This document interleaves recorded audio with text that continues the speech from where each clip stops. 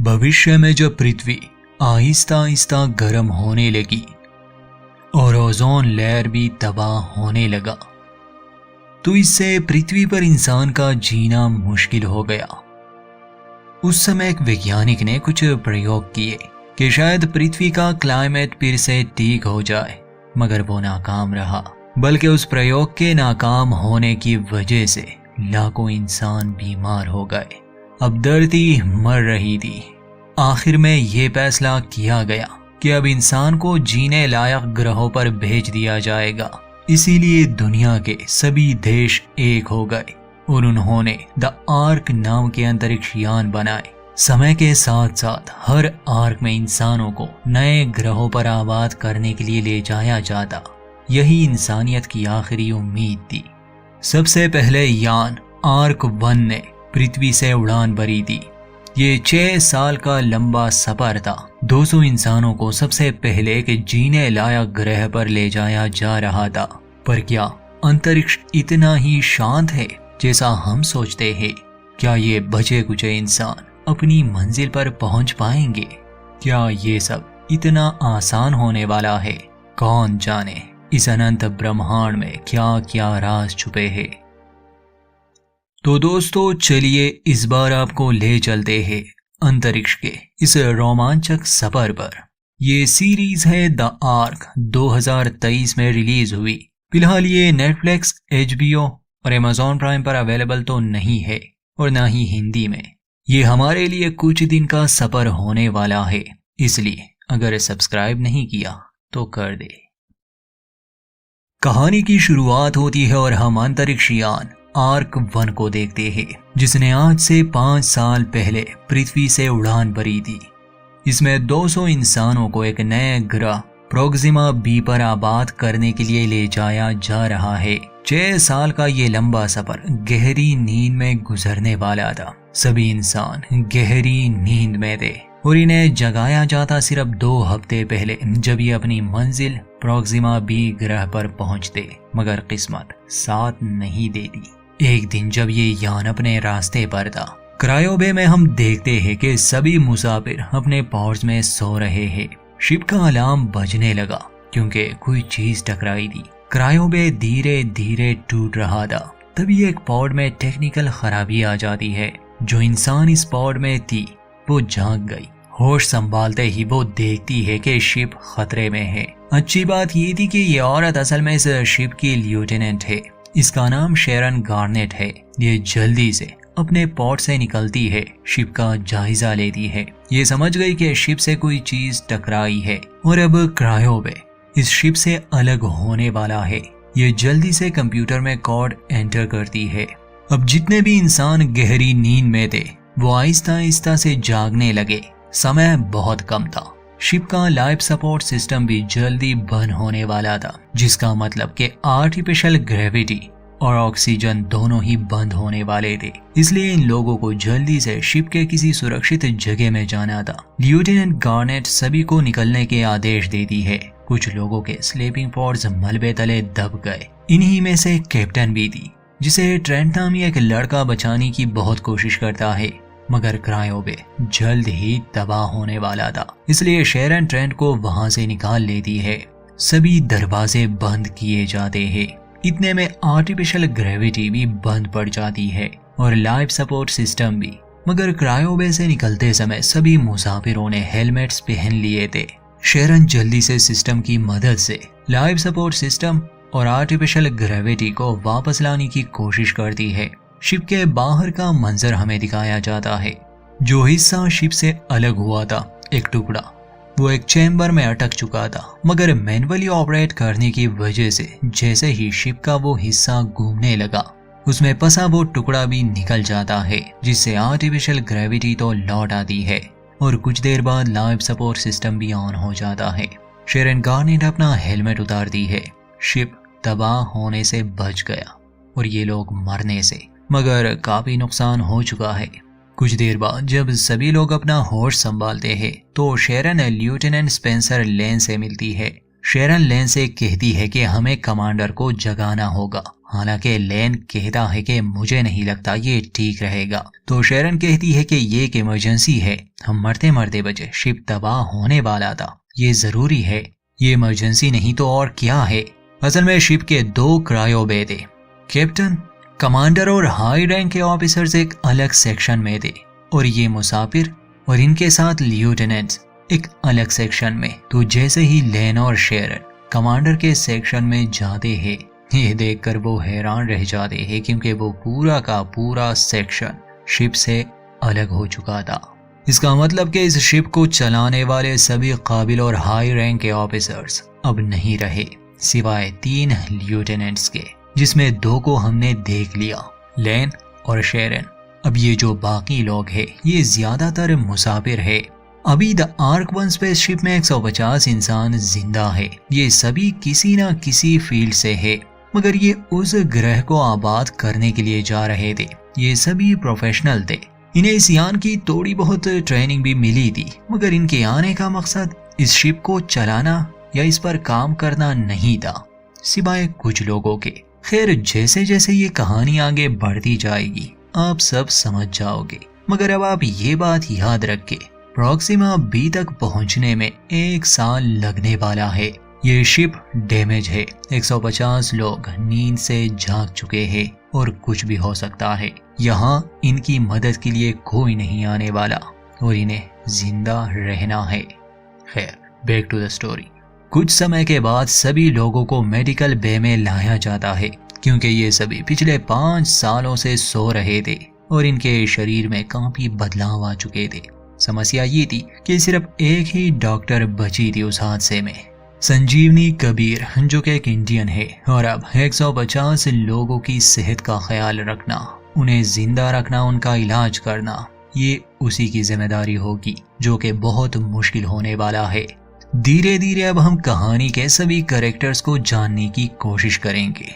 जब सभी का मेडिकल चेकअप हो रहा था, एक लड़का आता है। इस लड़के का नाम एंगस है। एंगस एग्रीकल्चर डिपार्टमेंट से है और वो भी अकेला ही बचा है, मगर है काफी काबिल। इसी बीच हम एक और फीमेल कैरेक्टर जिसका नाम केट है, उससे भी मिलते हैं। केट भी एक डॉक्टर है, मगर वो साइकेट्रिस्ट है और साइकेट्रिस्ट से ज्यादा वो एक सेलिब्रिटी है। खैर, केट की क्या कहानी है आगे जानेंगे। थोड़ी देर बाद मिडबे में शेरन आती है और आवाज लगाती है कि क्या यहाँ लिeutenant जेम्स है। तो ये है हमारा तीसरा लिeutenant, ये स्कॉटलैंड से है। यहाँ तकरीबन सभी लोग अलग अलग देशों से है। शेरन जेम्स से कहती है कि अब से तुम्हें सेंट्रल कमांड में काम करना होगा, जिस पर जेम्स बताता है कि मैं नेविगेटर हूँ, मगर शेरन उसे कहती है कि तुम्हें अब सेंट्रल कमांड में ही काम करना होगा। खैर, जेम्स मान जाता है और समझ भी जाता है कि कुछ तो गड़बड़ है। अब चल क्या रहा है ये थोड़ी देर में सभी को पता चल जाएगा, क्योंकि अब सभी कमांडिंग ऑफिसर्स नहीं रहे, शिप को संभालना भी तो है। अब हम कहानी के एक और अहम फीमेल कैरेक्टर एना माल्कोविच से मिलते हैं। एना एक इंजीनियर है और इस समय वो सभी हेलमेट्स में ऑक्सीजन भरने का काम कर रही है। तभी कुछ और हेलमेट्स को लाया जाता है। जो आदमी इसे लाता है इसका नाम जेस्पर है। जेस्पर की अपनी ही एक कहानी है। अब धीरे धीरे कैरेक्टर ज्यादा होने वाले हैं। शायद ये पहले पार्ट में आपको थोड़ा कंफ्यूज करे, मगर बाद में आप सभी को अच्छी तरह से जान जाएंगे। एना के पास ऑक्सीजन खत्म होने वाली थी, इसलिए वो जेस्पर से कहती है कि तुम और साइलेंडर्स ले आओ, मगर जेस्पर बदतमीजी करता है और एना की बात नहीं मानता। इसका मतलब कि आधे हेलमेट्स बिना ऑक्सीजन के रह गए। याद रखिए, यहाँ पर हेलमेट्स को 2 सेक्शन में रखा गया है और दोनों जगहों का दरवाजा अलग अलग है। जेस्पर के जाने के बाद वहाँ आता है हैरिस नामी लड़का। वो भी इंजीनियरिंग टीम में ही था, मगर असल में उसका और एना का चक्कर चल रहा था। उस समय एना उस पर गुस्सा करती है कि तुम्हें ऐसे नहीं आना चाहिए, किसी को शक हो जाएगा और मैंने तुम्हें बहुत मुश्किल से अपनी टीम में शामिल किया है। मगर हैरिस कहता है कि अब ये लोग कुछ नहीं कर सकते, क्या ये हमें स्पेस में फेंक देंगे? तो एना कहती है कि इनका कोई भरोसा नहीं। कुछ देर बाद हम देखते हैं कि सभी लोग एक जगह जमा हुए हैं। एंगस यहाँ एक लड़की एलिशिया से मिलता है। एलिशिया बहुत ज्यादा बातें करती है और वेस्ट मैनेजमेंट में है। खैर, कुछ देर बाद शेरन आती है और सभी को हाल ही में हुए इस हादसे और शिप के स्टेटस के बारे में बताती है। शेरन कहती है कि हम सभी पिछले 5 साल से गहरी नींद में थे। हमें 1 और साल लगने वाला है प्रोक्सिमा बी ग्रह पर पहुंचने में। उनमें से एक पूछता है कि हमें ये नहीं बताया गया कि शिप को क्या हुआ था।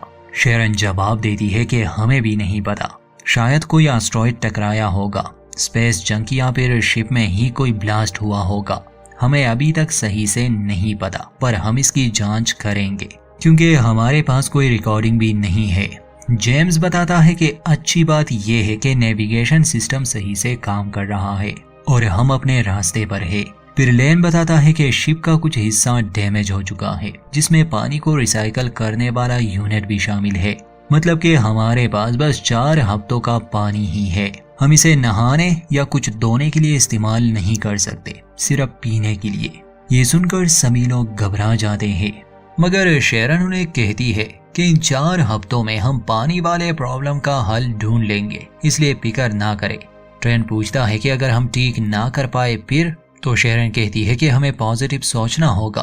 केट पूछती है कि चलो मान लिया पानी का कोई ना कोई हल निकल आएगा, पर खाने का क्या हमारे पास 1 साल के लिए खाना भी है, वो भी 150 लोगों के लिए? तो शेरन कहती है कि सिर्फ 6 हफ्तों के लिए है, मगर हम इस पर भी काम कर रहे हैं।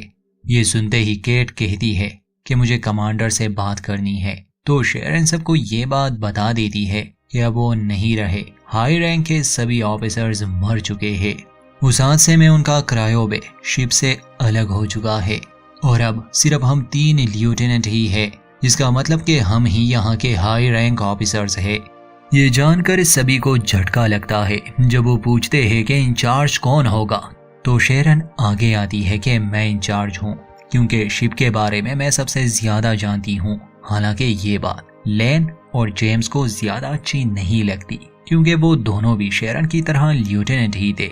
शेरन सबसे कहती है कि यहाँ इस जहाज पर हर इंसान किसी ना किसी फील्ड से है। अगर हम मिलजुल कर काम करें तो हम जिंदा रहेंगे और हर मुश्किल का सामना करेंगे। खैर, वो एक भाषण देती है जो सबको एक नई उम्मीद देता है। शिप पर धार्मिक लोग भी थे, इसलिए हॉलवे में सभी इकट्ठा होते हैं और मरे हुए लोगों को याद करते हैं। इसके बाद एंगस शेरन से मिलता है और उसे कहता है कि हालात को देखते हुए मुझे आपको कुछ दिखाना है। एंगस शेरन को कार्गो बे में ले जाता है। वहां पर वो सारा सामान था जो प्रोक्सिमा बी पर कंस्ट्रक्शन के काम में इस्तेमाल होने वाला था। एंगस बताता है कि हमने प्रोक्सिमा बी पर प्रोब भेजे थे। उन्होंने ये कंफर्म किया था कि वहां की मिट्टी फसल उगाने के काबिल है, मगर मुझे फिर भी भरोसा नहीं था, इसलिए मैं पृथ्वी से अपने साथ कुछ मिट्टी ले आया। और ये मिट्टी इतनी अच्छी है कि इसमें कोई भी फसल किसी भी मौसम में उगाई जा सकती है। इसका मतलब कि मैं कहीं पर भी फसल उगा सकता हूँ। शेरन को समझने में थोड़ा समय तो लगता है, पर असल में एंगस ये कहना चाहता था जैसे कि अभी ने प्रोक्सिमा बी ग्रह पर पहुंचने में 1 साल लगने वाला है और खाने की कमी आ सकती है। इनके पास बीज है, मिट्टी है और एंगस जैसा काबिल इंसान। शेरन पूछती है कि तुम्हें किन किन चीजों की जरूरत पड़ेगी। एंगस को यूवी लाइट्स लगाने थे और थोड़ा बहुत पानी। शेरन को ये एक अच्छा आइडिया लगता है, इसलिए वो एंगस को अलाउ करती है कि तुम जल्द से जल्द इस आइडिया पर काम करो, इससे पहले कि खाना खत्म हो जाए। एंगस उस कार्गो बे को पूरी तरह से खाली करवाना चाहता था, क्योंकि अब अंतरिक्ष यान पर होगी खेती बाड़ी। सीन केट पर शिफ्ट होता है, जैसे कि अब नहाने पर पाबंदी लगाई गई थी, क्योंकि शिप पर पानी की कमी जो थी और वाटर रिसाइकलिंग यूनिट भी खराब हो चुका था। इसके बावजूद केट वॉशरूम में जाती है और नहाने की कोशिश करती है, मगर फेलिक्स नामी सिक्योरिटी वाला जो अपने काम को बहुत सीरियस लेता है वो उसे रोकता है। हालांकि केट उसे झांसा देने की कोशिश भी करती है, मगर फेलिक्स उसे वहां से निकाल देता है। सीन मेंटेनेंस वालों पर शिफ्ट होता है, यानी कि ईवा और उसकी टीम पर। अब कार्गो बे को खाली करवाया जा रहा था। एलिशिया को जब रियलाइज होता है कि ये लोग अब स्पेस शिप पर ही खाना उगाने वाले हैं तो उसे बहुत खुशी होती है और वो एंगस के पास जाती है, उसकी तारीफ करती है। एंगस इस बात से खुश हो जाता है और एलिशिया से पूछता है कि तुम वेस्ट मैनेजमेंट में हो ना, तो हमें फर्टिलाइजर की जरूरत पड़ेगी, ढेर सारे फर्टिलाइजर्स की। एलिशिया इसके लिए मान जाती है क्योंकि वही उसका काम था। ब्रिज पर दिखाया जाता है कि ट्रेंट कम्युनिकेशन लॉग्स को देख रहा है। उसके परिवार की तरफ से 4 साल पहले के वीडियो मैसेज मिला था। वो लेन से पूछता है कि पिछले 4 साल से हमें पृथ्वी से कोई संदेश नहीं मिला, आखिर ऐसा क्यों? लेन इसका जवाब नहीं दे पाता, बल्कि अब तो ट्रेंट को शक होने लगा इस मिशन पर। मगर लेन उसे कहता है कि हम में से हर कोई अपने मकसद में कामयाब नहीं होगा, सिर्फ मजबूत लोग ही जिएंगे। ये बातें चल ही रही थी कि तभी ब्रिज की पावर कट जाती है। लेन वजह पूछता है तो असल में शिप का काफी पावर अब कार्गो वे या ये कहे कि बायो शेल्टर में भेजा जा रहा था, क्योंकि वहां एंगस को यूवी लाइट्स जो जलाने थे, वहां कार्गो वे में पावर ऑन हो जाती है। सभी बहुत खुश थे। एंगस को उम्मीद थी कि वो यहाँ खाना उगा सकता है, मगर तभी गुस्से में लेफ्टिनेंट लेन वहां आते हैं। वो शेरन से पूछता है कि आखिर तुम सबने क्या सोचकर ये फैसला लिया, तुमने किसी से पूछा क्यों नहीं? शेरन जवाब में कहती है कि हम खाना उगाने की कोशिश कर रहे हैं, भला कौन इसके हक में नहीं होगा? तो लेन पूछता है कि क्या तुम 100% श्योर हो इस बारे में कि ये प्लान फेल नहीं होगा? फसल उगाने के लिए सिर्फ शिप की ऊर्जा ही नहीं बल्कि पानी भी लगेगा, चाहे वो कम हो या ज्यादा, और ये पानी सिर्फ तुम्हारा नहीं है शेरन, शिप पर जिंदा हर इंसान का इस पर हक है। शेरन उसके करीब आती है और कहती है कि तुम सही कहते हो, मुझे माफी मांगनी चाहिए। मैंने तुमसे नहीं पूछा, पर तुम्हें भी सबके सामने मुझे बेइज्जत नहीं करना चाहिए था, बल्कि अकेले में ये सब कहना चाहिए था। और आगे से शेरन एक मीटिंग रखती है। अब जो भी काम होगा सब मिलजुल कर फैसला लेंगे, मतलब कि सभी हेड ऑफ डिपार्टमेंट्स अब ये एक मीटिंग रूम में जमा हो जाते हैं। ये सभी वो लोग हैं जिन्हें हम शुरू से जान गए। जेम्स पूछता है कि आखिर हम ये बहस क्यों कर रहे हैं? हमारे पास खाने की कमी है तो कोशिश करने में क्या हर्ज है? वैसे भी अगर हमें खाना नहीं मिला हम मर जाएंगे, इससे तो अच्छा कि कोशिश करें। बाकी सभी इस बात पर राजी थे कि वो शिप पर खाना उगाए। बस लेफ्टिनेंट लेन को लगता था कि ये प्लान फेल होगा और कुछ दिनों का पानी वेस्ट होगा, मगर अंत में सभी इस बात के लिए मान जाते हैं। ईवा और उसकी टीम टूल सेक्शन में वो पुर्जे ढूंढ रहे थे जिससे वाटर फिल्ट्रेशन का यूनिट ठीक हो सकता है। पावर ना होने की वजह से वहां अंधेरा था, मगर मेंटेनेंस वाले वहां की पावर को ठीक कर देते हैं। सच तो ये था कि अभी तक इन्हें पता भी नहीं कि शिप में कौन कौन सी खराबियां है। कुछ देर बाद दिखाया जाता है कि ट्रेंट मेडबे में है और एक्सरसाइज कर रहा है। इस समय मेडबे में उसके अलावा कोई नहीं था। डॉक्टर सन आती है तो उसे पूछती है कि आज तो तुम्हारा कोई मेडिकल चेकअप नहीं था। तो ट्रेंट जवाब में कहता है कि ये सूट मुझे पागल कर रहा है और मुझे सांस लेने में तकलीफ हो रही है। डॉक्टर सन जब उसकी रिपोर्ट्स देखती है तो कहती है कि तुम्हारे रिपोर्ट्स तो नॉर्मल है। दोस्तों, असल में अब शिप में ऑक्सीजन का लेवल गिर रहा था। ट्रेंट पर सबसे पहले असर हुआ और ये कहने की देर थी कि शिप का लाइफ सपोर्ट सिस्टम फिर से बंद पड़ जाता है।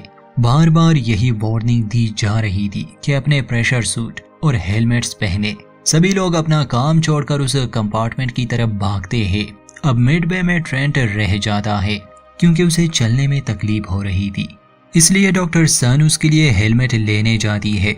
मगर शिप के सिस्टम में इतने एरर्स आ जाते हैं कि सभी डोर्स अब लॉक होने लगे थे, इसलिए ट्रेंट मिडबे में ही फंस जाता है और बाकी लोग अलग अलग जगहों पर। जाने से पहले डॉक्टर सन ने उसे एक मास्क दिया था, मगर उसमें ज्यादा ऑक्सीजन नहीं होती, इसलिए आगे चलकर ट्रेंट की हालत खराब होने वाली है। क्योंकि जब हेलमेट लिए सन वापस आती है वो दरवाजे को नहीं खोल पाती। स्पेसशिप का लाइफ सपोर्ट सिस्टम बंद पड़ गया किसी एरर की वजह से। ब्रिज पर इसे कोई नहीं समझ पा रहा था। खैर, जैसे कि एक सीन में ये दिखाया गया था कि ईवा ने आधे हेलमेट्स में ऑक्सीजन भर दी थी और आधे बिना ऑक्सीजन के रह गए थे। वो लोग जो हॉलवे में पहुंच गए थे और बाद में दरवाजे बंद हुए तो सिर्फ ईवा ही उस जगह पर थी जहां सभी हेलमेट्स में ऑक्सीजन थी। बाकी जो लोग थे उनके हेलमेट्स में ऑक्सीजन नहीं थी और ये बात ईवा सबसे पहले नहीं बताती क्योंकि उसे उम्मीद थी कि दरवाजा खुल जाएगा और सभी उसकी तरफ आ जाएंगे। सबसे बड़ी मुसीबत ये थी कि उन फंसे हुए लोगों में हैरिस भी शामिल था, यानी कि उसका बॉयफ्रेंड। वहाँ ब्रिज पर सिस्टम से वो लाइफ सपोर्ट इंजीनियर की जानकारी निकालते हैं। वो था जेस्पर शुरुआत में दिखाया गया था। जेम्स और बाकी सब उसे ढूंढने लगे, मगर जेस्पर ये सब सुनकर भी छुपने की कोशिश कर रहा था। और जब उसे लाया जाता है, सिस्टम के सामने उसे बिठाया जाता है, तो वो अपना असली चेहरा दिखाता है। असल में वो रियल जेस्पर वो इंजीनियर नहीं था जो लाइफ सपोर्ट सिस्टम को कंट्रोल करता है। वो एक क्रिमिनल था। उसने असली जेस्पर के साथ क्या किया कोई नहीं जानता, पर अब शिप में सभी लोगों की जान खतरे में है, क्योंकि ये आदमी सिस्टम के बारे में कुछ नहीं जानता था। वहाँ ईवा ने भी हैरिस को सच बता दिया कि उन लोगों ने जो हेलमेट पहने हैं उसमें ऑक्सीजन नहीं है। ये जानकर सभी घबरा जाते हैं। ईवा बार बार ब्रिज पर संदेश भेज रही थी कि हमें मदद चाहिए, लोग फंसे हैं और ऑक्सीजन नहीं है। मिडबे में ट्रेंट फंसा था। डॉक्टर सन गई थी और लोगों की मदद लाने, क्योंकि कोई भी डोर पासवर्ड एंटर होने के बाद भी डोर ओपन नहीं हो रहा था। जो मास्क ट्रेंट को दिया गया था अब उसमें भी ऑक्सीजन खत्म हो गई थी। वो मरने लगा था, मगर ढूंढने पर उसे कुछ साइलेंडर्स मिल जाते हैं। वो कुछ साइलेंडर्स लेता है और डोर के लॉक को हैक करके बाहर आता है, मगर जाते जाते वो कुछ साइलेंडर्स को छुपा देता है। अब ये उसने क्यों किया, याद रखे आने वाले एपिसोड्स में आप समझ जाएंगे। इतने में डॉक्टर सन भी आ जाती है और ये देखकर वो खुश थी कि ट्रेंट ने खुद को मिडबे से निकाल लिया है। ब्रिज पर सभी लोग घबराए हुए थे, क्योंकि बिना ऑक्सीजन के सभी मर जाएंगे। तभी एलिशिया आती है। उसके पास आईटी की भी डिग्री थी, इसलिए वो जल्दी से एरर को समझ जाती है कि ये तो सॉफ्टवेयर में ही कोई एरर है। वो अपनी कोशिश करती है, मगर तब तक बहुत देर हो चुकी थी, क्योंकि हॉलवे में फंसे लोग अब मरने लगे थे, खासकर हैरिस। हालांकि डॉक्टर सन और बाकी टीम उनकी मदद के लिए पहुंच जाते हैं और एलिशिया सिस्टम से एरर को भी खत्म कर देती है।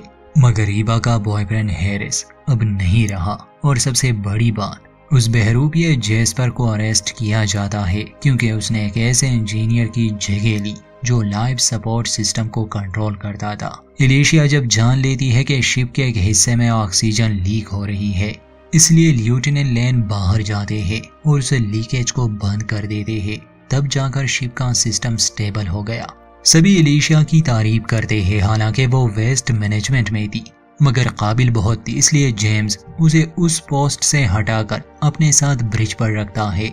ईवा बहुत दुखी थी और जेस्पर को अरेस्ट किया गया था। जब शेरन उससे पूछताछ करने जाती है कि उसने ऐसा क्यों किया, तो वो कहता है कि लाइफ सपोर्ट एरर का सवाल ही पैदा ना होता अगर हम अपने समय से पहले ना जागते या शिप डैमेज ना होता, इसलिए मैंने उस इंसान की जगह ली। शेरन कहती है कि मैं तुम्हें मौत की सजा सुनाऊंगी, मगर यहाँ जेस्पर चालाक निकला। वो कहता है कि मैं तुम्हारा एक राज जानता हूँ और मेरे पास फुटेज भी है। वो फ्लोरिडा की कोई बात करता है, जिसे सुनकर शेरन के चेहरे के हाव भाव एकदम से बदल जाते हैं। मीटिंग में सभी ये डिसाइड करते हैं कि वो जेस्पर के साथ क्या करें, क्योंकि ये डेमोक्रेसी है, इसलिए जेस्पर को लाने का फैसला किया जाता है कि वो अपने बचाव में क्या कहता है। मगर जब ये लोग उसे लाने जाते हैं, वो मरा पड़ा था, किसी ने उसका गला काटा था। और इसी सस्पेंस के साथ इस पहले एपिसोड का दी एंड। दोस्तों, ये कहानी कंटिन्यू है, चैनल के साथ जुड़े रहिए, अपडेट्स जल्दी मिलेंगे।